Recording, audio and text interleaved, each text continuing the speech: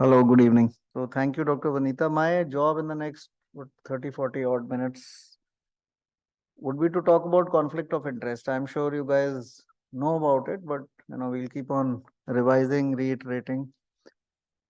So this is the way I'll discuss it. It can be interactive if you want. What is conflict of interest? Can we as doctors have conflict of interest at various levels? We can have it. What are the steps to be taken? Are there any legal sanctions in place? And what are the conclusion and messages from my side? I mean, we can differ. You would be having some maybe different conclusion. So if anybody wants to tell me what is conflict of interest, what is conflict? Anybody? If some sponsor is sponsoring our research and we are not mentioning that in our paper, that is also conflict of interest. Good. Or if we are taking some financial aid from some company or something, and that have impact on our research, so that is also conflict of interest. So good. That definition is good, acceptable. बताओ, what is conflict of interest? एक तो यही है कि I woken you up. This is my conflict of interest. But it don't stand. It's just an interact. तुम्हारे हिसाब से what is the conflict of interest? Anything, na? Say something. So financial हो सकता है. What I would prefer is it can be a general statement. Na? When we have a clash between our personal interest and our duties. It could be doctors का financial आपने बता दिया, trial sponsors बता दिया, and our actions, whatever actions we do. General definition is there is a risk of bias, right? So we as doctors could be conflicted at various stages in our lives at various levels. But remember, having an interest does not necessarily mean you have a conflict. And having a conflict does not necessarily mean if you have done anything wrong, right? Provided you declare it, provided there is transparency. So conflict ho sakta hai, but it can be managed well, correct? So it's not necessarily a problem if it is managed well.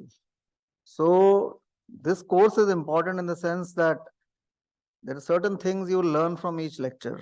Hopefully you not learn anything from mine, but if you do, it will be my achievement. So these are small things which at this stage in life, if you learn, you will be very well served in your future careers. So industry physician interactions, आजकल भी debate हुआ था जब NNC brought out guidelines. It can cause conflict of interest at various levels because we as doctors and industry, we have a very unique relationship. The industry cannot sell products or medicines or devices directly to the consumer, right? It needs us. And medical profession cannot treat, जिस भी branch से हो आप, you cannot treat your patients if you do not get drugs or devices which are produced by the industry. So it's like a symbiotic relationship, and we have a common aim, which is patient benefit, right? Just wake him up यार, तुम्हारे side में जो है वो फिर सो गया. Yeah.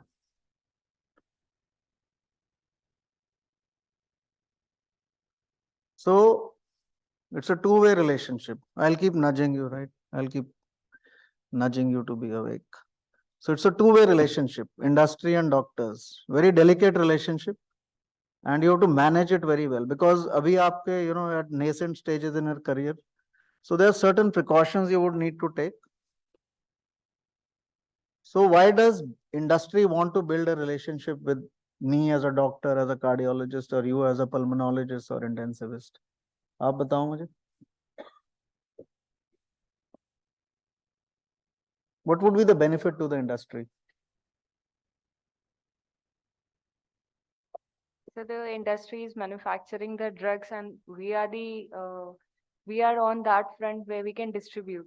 So we can be the face, and they can be the producer. Excellent. We can be the face. We are the front from which the industry will sort of manage its professional interests. So it will want to cultivate a relationship with you. Industry wants to cultivate a relationship with doctors to generate business. That is the professional aim of the industry. So we can't fault them for that.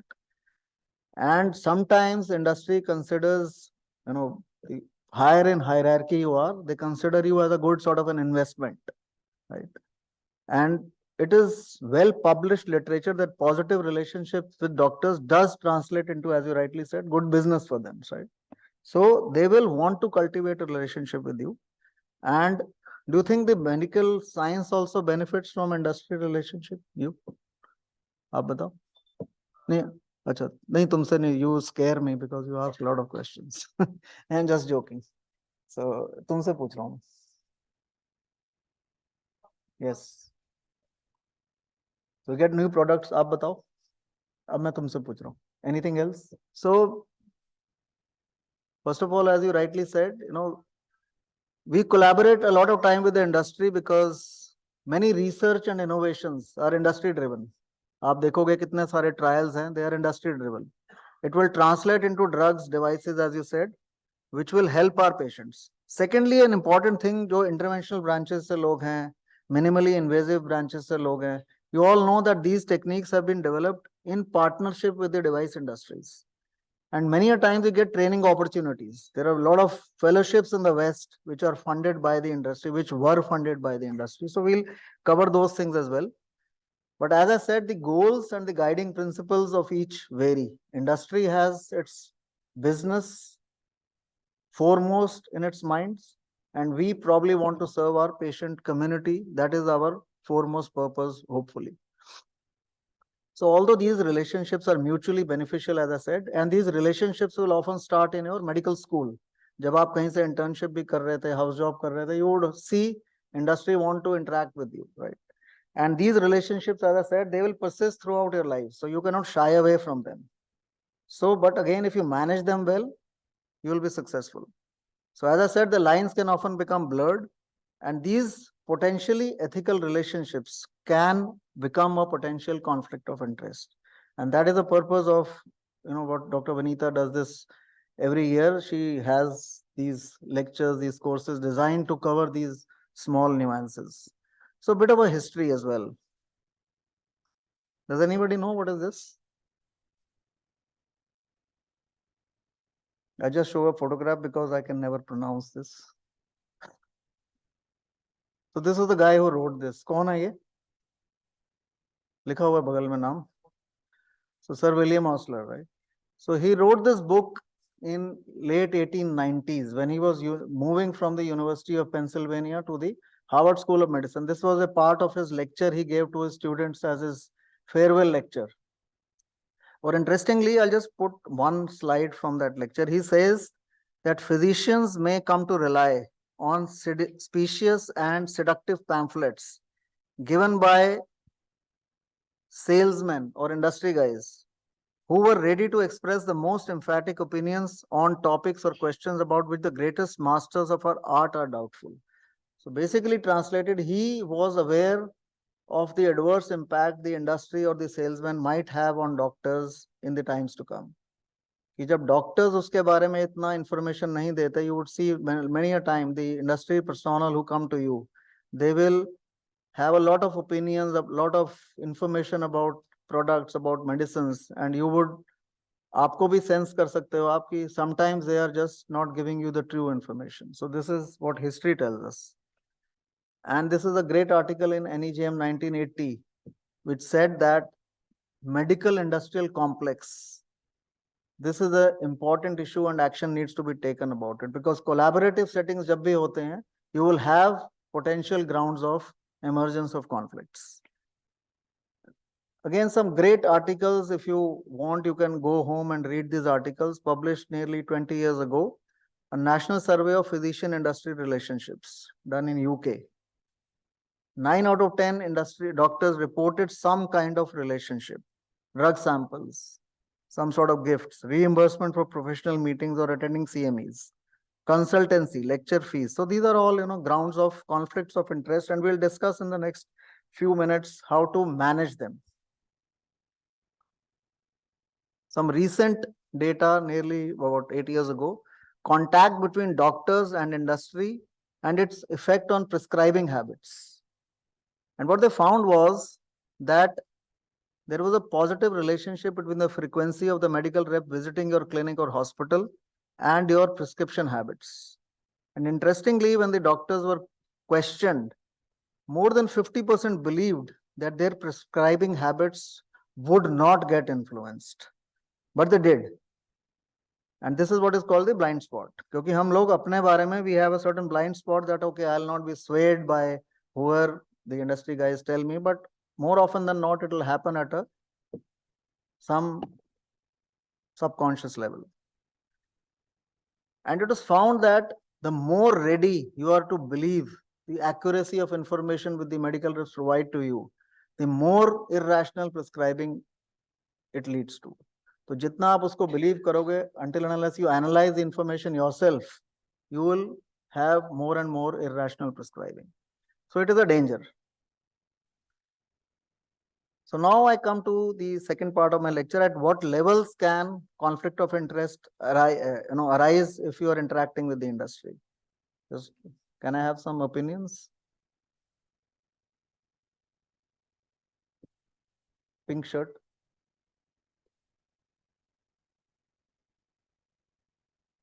किस level पे हो सकता है? When the medical rep visits you, उस level पे हो सकता है. Anything else? During conferences, right? Conferences, excellent. Anything else? Anybody?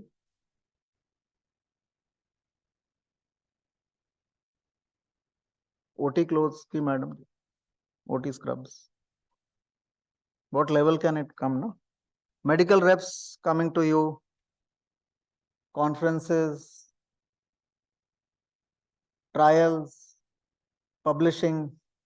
Right? A lot of areas. So we have these questions, taking drug samples, is it unethical? Attending educational meetings, sponsored meetings, is it unethical?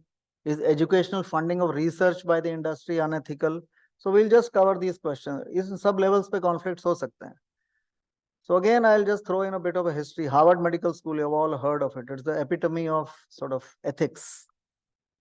So way back in 2009, the American Medical Student Association awarded an F grade. F is supposedly very bad in terms of ethics, which is very surprising. And the reason it happened was there are a couple of professors over there in different departments who were accepted funding from the makers of the drugs which they were using to treat their patients with. Another professor, actually just in the lecture, it mentioned a drug by a name. And it was later found that the lecturer was on the board of the company that made the drug. So this is the amount of, the details into which they got into. And then Harvard pulls up its socks, and today it's one of the best ethically managed institutes. So we'll just discuss how to incorporate those things in our sort of clinical practice. So at what levels, you write medical students या doctors को जब medical reps visit करते हैं, CMEs, research fellowships, journals, trials, practice guidelines, all these things are deeply permeated by the industry.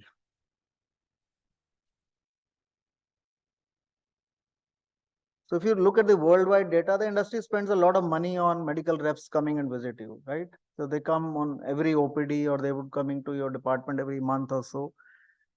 Because whenever they give you some information, their hope is that it will increase the likelihood of getting the drug into the market or into the prescriptions. So how do the medical reps come and approach you? कैसे करते हैं approach? क्या बताते हैं आपको आके? Just want to know. Cardiology? तुमसे तो मिलते रहते होंगे. What do they come and tell you? How do they request you? They give you what? Information? What else?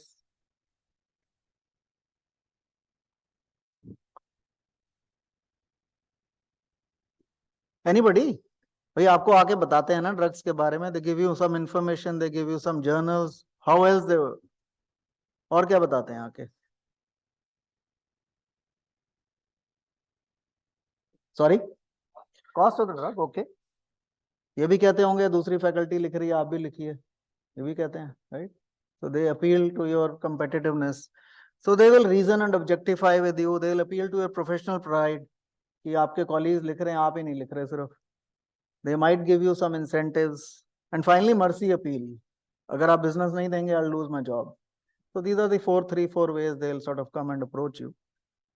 Now, if you look at the published data, medical students' exposure to the attitudes about drug companies and about medical interns, right at the outset of their careers.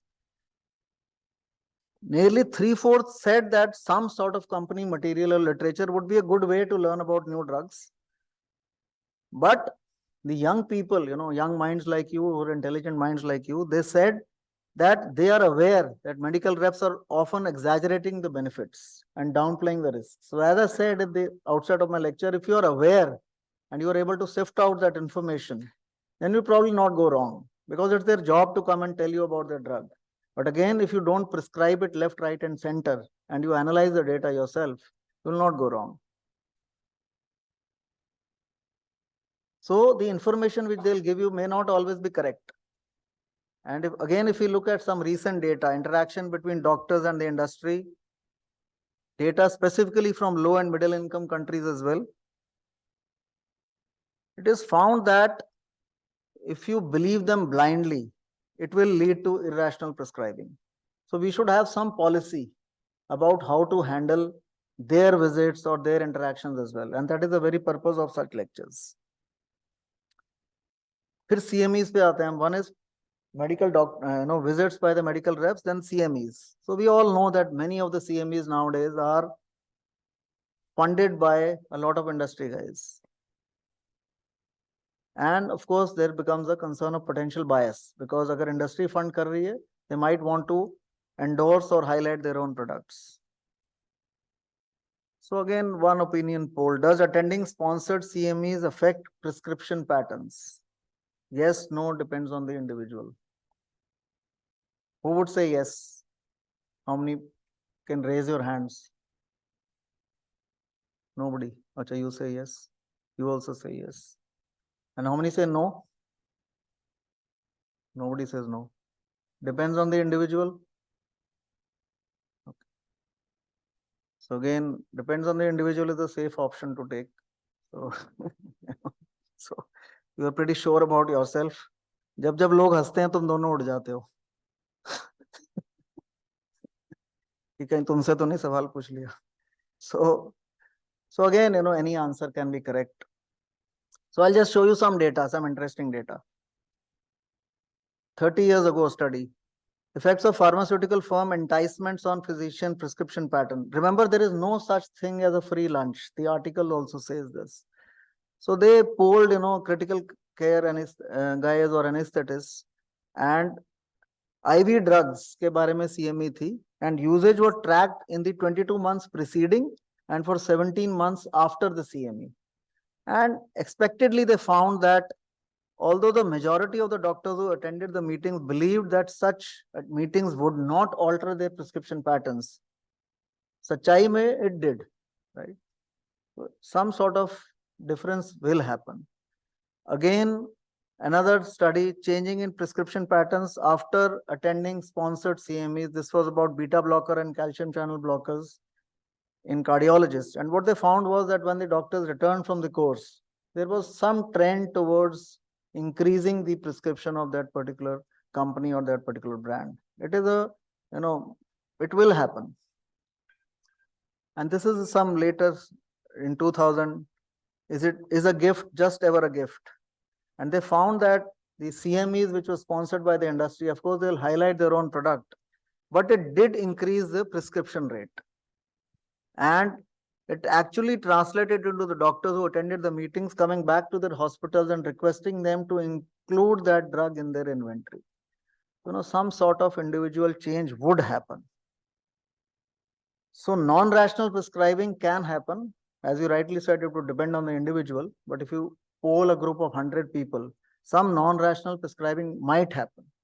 But the bottom line is that no study has ever used a patient outcome measure to study this. So whether, supposing you attend a CME about beta blocker and you come and write that particular beta blocker, is it actually harming the patient? Or is it actually leading to improved patient care? Who knows? So that is one soft thing what needs to study, but some level of non-rational prescribing can happen. So I'll leave you with that thought and move forward. The third conflict of interest, in my opinion, can happen at industry funding fellowships. The first was medical reps visiting you. If you're intelligent enough to sort out that information in your mind, you might not go wrong. Attending sponsored CMEs, if you're strong as an individual, you might not prescribe drugs irrationally. Third is fellowships. So, or research.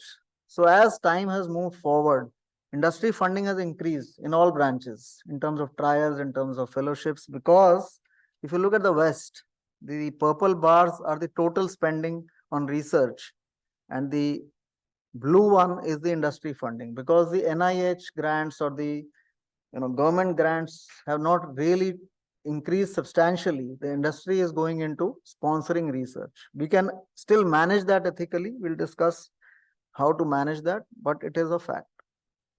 Industry often funds fellowships as well. So this is the American Association of Dermatology in 2004. It did not get funding. This is in the US I'm talking about. So it used the industry to sponsor some residency slots. Similarly, orthopedics, they use or had some industry sponsored fellowships. St. Jude Medical, which is a cardiology thing, vascular fellowship sponsored by the industry. And the American College of Cardiology in 2015 announced that it partnered with Boehringer to have some new diabetes collaborative registry. So these are all true things which happen. But again, these industry sponsoring fellowships in the West sparked out a huge controversy. And there was real skepticism that if a drug company is sponsoring a fellowship, would it be doing for purely philanthropic motives, or would it be influencing the young doctors at the very start of their careers? So this was a huge outcry in the West, and they said that probably industry getting into sponsored fellowship would represent a takeover of the medical education by commercial interests, and it is not deemed fit. So this thing died down. Associations, professional bodies said no to industry funding as far as research or fellowships are concerned. Quickly moving to the third part, और कहाँ पे conflict आ सकता है? Publishing journals, conducting trials, and a very important thing, professional organizations as well. So how does industry support medical journal? Through advertisement, through purchase of articles, sponsoring supplemental issues, and sponsoring the entire publishing charges. So why is it important for you? Because sometimes we have situations where somebody was talking about publication charges, or the open access articles. So you have to be very sure where you are publishing your article. And this was a very interesting study. These are major journals: American Journal of Psychiatry, Annals of Internal Medicine, Journal of Family Practice, even the NEJM. In सब में ads छपती हैं. You would all see that. When they actually polled experts, many of them agreed that these ads were actually not giving out the correct information. They would be misleading the readers. It could lead to improper prescribing. So the journal editors were cautioned that your advertisement should comply with the standards which are intended to promote proper use of the products. Again, supplements, reprints, these are often industry funded. And this is again published data to show that articles which are published in the journal supplements, when they are compared with those published in the parent journal, the supplement में छपते हैं article, these are supplements actually published in prestigious journal like the American Journal of Cardiology, American Heart Journal. It was found that the quality of the articles which are published in the supplements are not as robust or as good as those published in the main journal. So यदि आपके पास कोई opportunity आती है to publish your research, always go for the main journal rather than the supplements or reprints or industry sponsored journals. Conducting trials. Does anybody know what is a seeding trial or a switching trial? Switching trial should be easy, you can guess. What could be a switching trial? तुम अरे switch मतलब एक drug से दूसरे drug पे switch कर दिया. Seeding, company conducted trials which simply get the doctors to prescribe their drug, seed the patient with that particular drug. Patients switch from their usual treatment to the new treatment. So these are not high quality trials, and if you are getting an opportunity, say somebody says participate in such trials, shy away from it, because these are often industry sponsored. You will be paid some money, but they are scientifically meaningless, rarely published, only used for drug promotions. So avoid such trials. And as I said, industry is known to influence drug trials in many ways.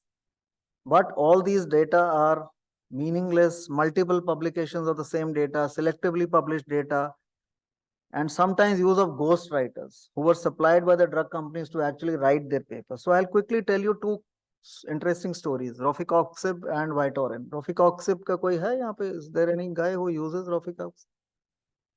कोई किस बीमारी के लिए use होती है तो पता होगा. सॉरी, हाँ, what is it?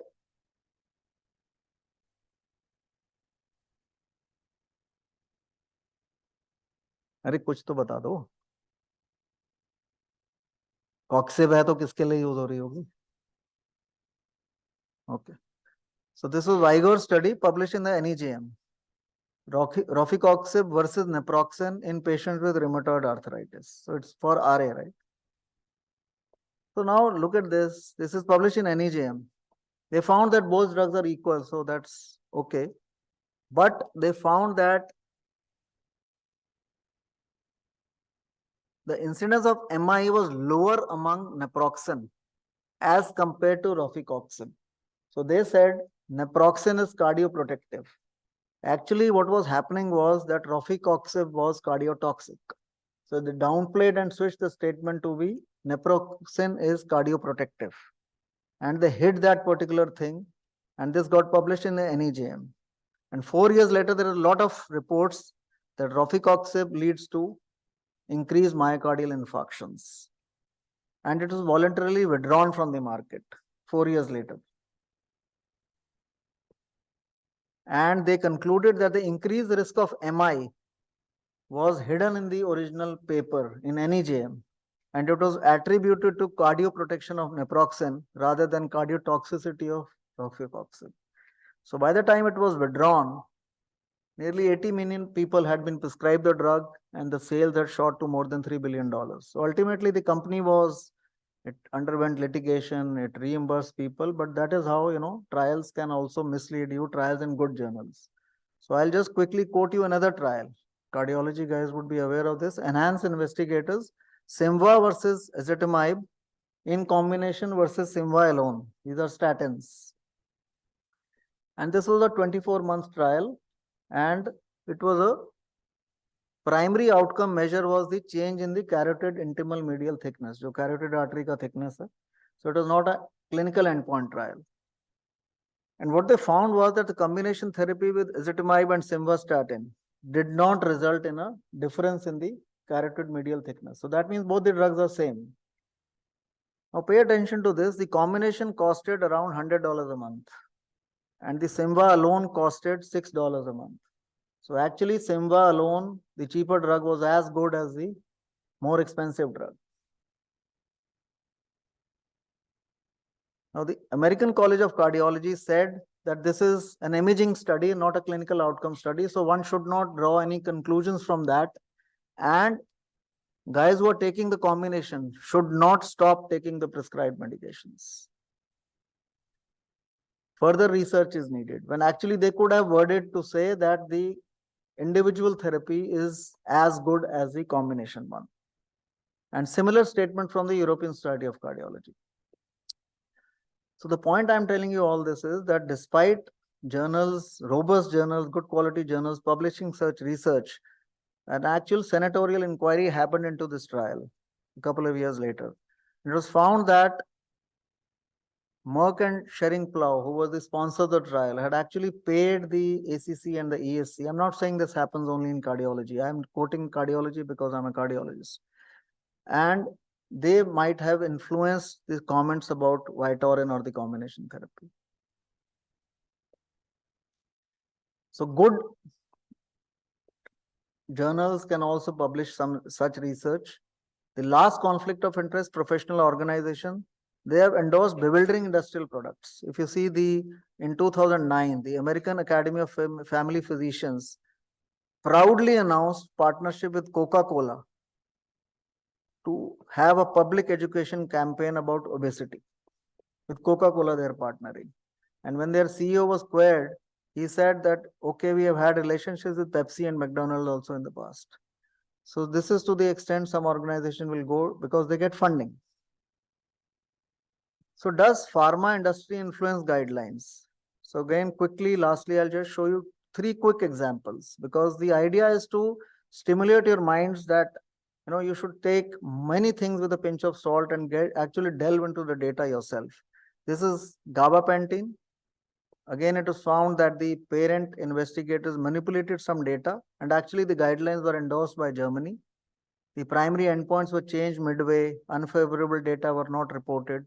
Similarly, this drug for psoriasis was judged more favorably in the S3 guidelines, which is again a German guideline, than in a guideline endorsed by the NICE.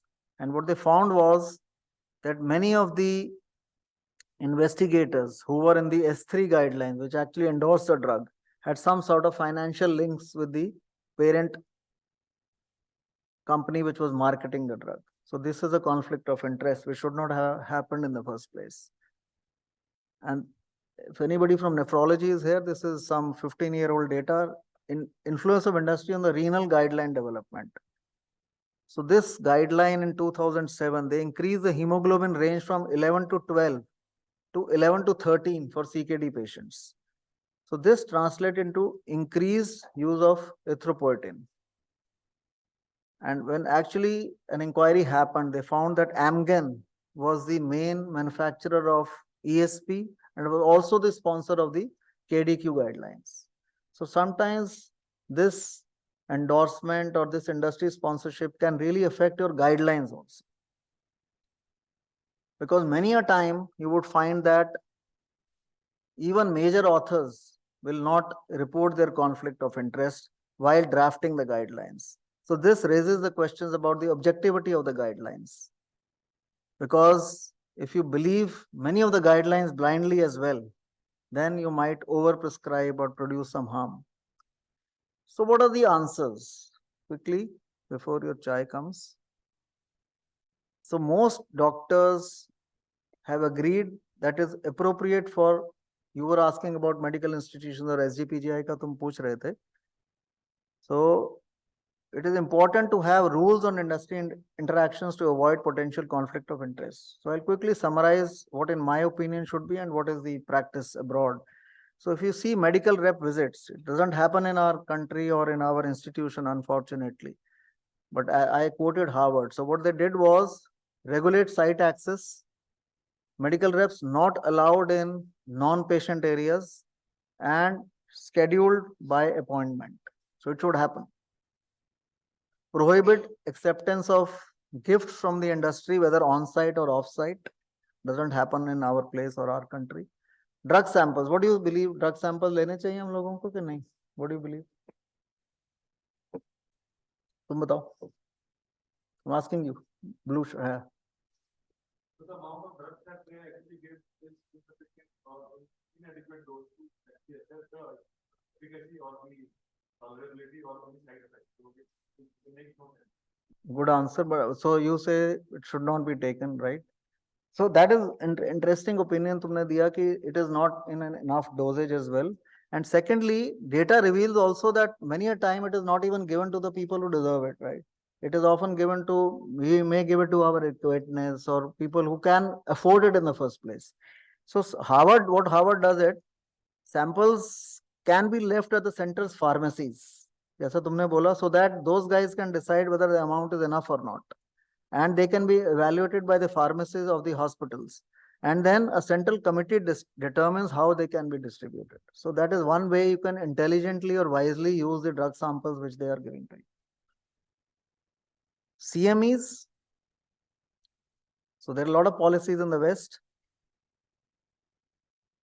I personally believe that productive interactions between the industry and academic medicine can be done. You can have productive associations with them, provided you have appropriate industry sponsored or industry not sponsored but supported CMEs, because they could be important for knowledge sharing. I mean, it's a debatable thing. We can have discussions if we have time. So what many people do in the West, they have a central office to which all requests for industry support comes. The funds are centralized and whenever you do a meeting, the doctors have the control over the scientific content and speakers. It is perhaps easy to say, difficult to do, but it has been done. And avoid presenters using company slides or company logos, and develop audit mechanisms regularly to ensure that what you are doing is correct or not. So it is possible and can be done, rather than have no meetings at all. Funding for fellowships, as I said, many associations are shying away from it. But what about hospital having funding by industry for fellowships? So in the West, what they do is appropriate documentation is done, and only the institutional officers or the doctors are authorized or formally to receive and distribute such grants. And the industry has no control over who actually gets the fellowship. So the hospital has complete control over it. So if you are unable to get fellowship, you can have industry sponsored fellowships in the hospital, provided it is within these guidelines. Again, we talked about journals. So as I said, supplements or industry sponsored journals you should shy away from. And each journal now develops policies and guidelines to ensure that industry sponsorship in the journal is kept to a minimum. What about trials? Again, we have various statements. No academic participant or the trialist can accept honoraria. You should mention industry funding right at the start. Dr. Vanita is there in the ethics cell as well. So no company rep can actually sit on the EC of the trial, and the statistical confirmation of the results is always done by an external academic sources and validated by them. So this is the way you can ethically manage not an industry sponsored, but industry supported trial as well. What have major societies done? ACC, American College of Cardiology, American Heart Association. For the guidelines, formulate a conflict of interest statement for all members. Those with financial interest should be recused from the panels. Those with an interest which cannot be divested should only contribute a minority of the panelists who are actually drafting the guidelines. So only members without the conflict of interest will develop the final recommendation of the guidelines. And in this way, the guidelines have become more robust and scientific driven. So this is the last part, legal sanctions. Have you ever heard of this Sunshine Act? So again, Google it and go through it. It's a very interesting thing. USA passed it in 2010, whereby there is a mandatory public disclosure of all payments or transfers to the doctors by the medical company. All payments. So this is in public domain. Any consulting, honoraria, grant, research, even gifts, food, travel. So this is all in the public domain. So just Google Sunshine Act. It may be a good thing to read it up. Remember, even the Sunshine Act does not prohibit collaboration with the industry. It only says that you should declare it. So do you believe too many restrictions on doctors interacting with the industry can hurt patients? What do you believe? Yes or no? Who says yes? Good. Yes. Mic पे बोला तो 2 बार माना जाए. And who says no? Nobody says no. Yes भी कोई नहीं कह रहा. Maybe you want me to finish. So if you look at the US, जब से Sunshine Act लागू हुआ 2010 में, what they found was it started in Massachusetts. And what they found was that although not prohibited by the Sunshine Act, the grants for trials, grants for visiting professors, PG programs, they got cancelled because people got scared. They said, okay, if you're not sure legally, why do it in the first place? So as you rightly said, I mean, I also believe that this could impact future innovations. It could impact future research, reluctance on the part of the sponsors to conduct medical research until and unless we devise ways to ethically manage these conflicts.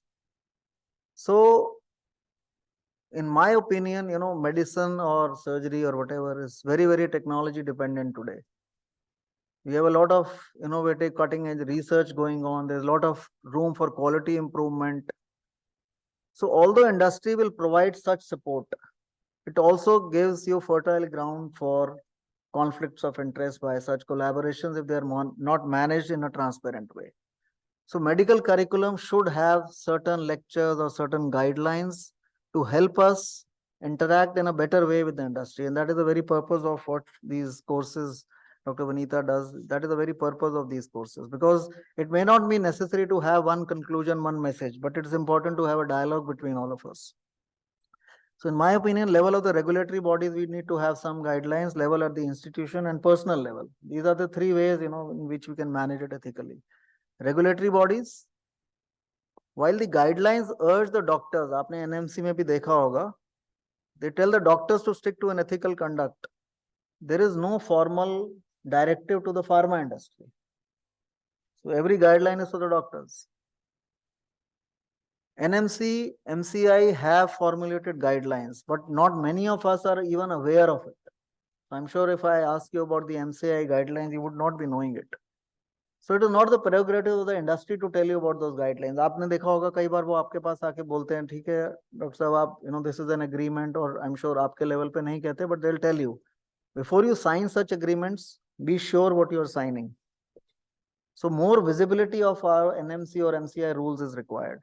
अगर आपने देखा होगा, this is, I just brought it, NMC on 2nd of August, it said that do not get involved in third-party activities which involve direct or indirect sponsorship from the companies. There was a detailed thing, then it got reversed on 23rd of August, in which they said, Madam has come at the right moment. So, so they said कि MCI ने 2002 में जो rules follow किए थे, वो आपको पता होने चाहिए. So you should be aware that the MCI has forbidden you from certain things. Funding can only be received through approved institutions. Disclosure is mandatory. As I said, sources, amount of funding to be publicly disclosed. So this is last part is important. Maintain your autonomy and not to endorse any drug product publicly. So you should be aware of these MCI guidelines as well. So go through them, read the Sunshine Act as well.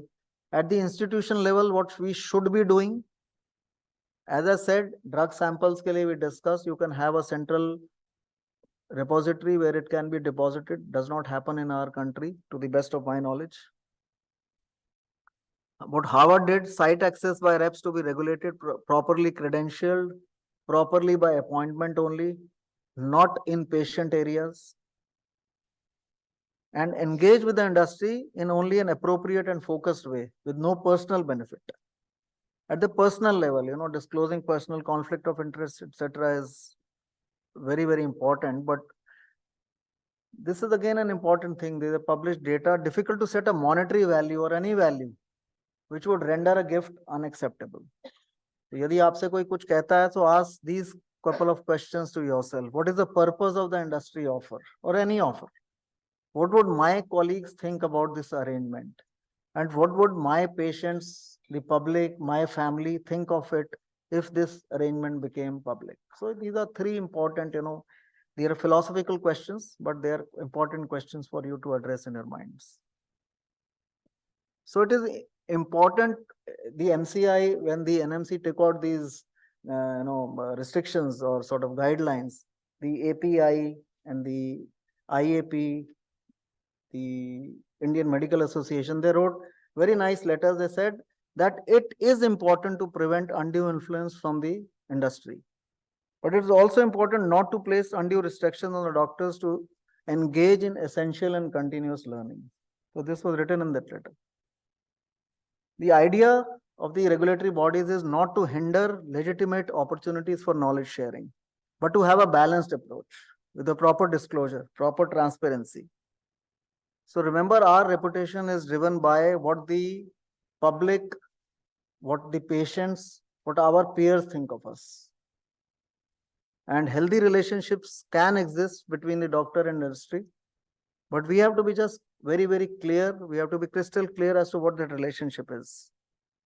So it's a relationship of trust which we share between us and our patients. So that should not get eroded when you interact with the industry. So I'm not saying give the industry a collective industry hug. Don't go and hug your medical reps in the OPD tomorrow. But we should not become so tied to the industry support that we cannot function without them. So remember that they need us more than we need them, right? So rather than restricting religion, I always believe that if you put legal sanction, if you try to prevent something from happen, it will inevitably happen. So rather than that, Try to understand how to manage it well.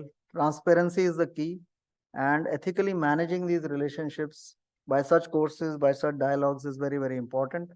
This might help better than potential threats of sanction or law. Thank you.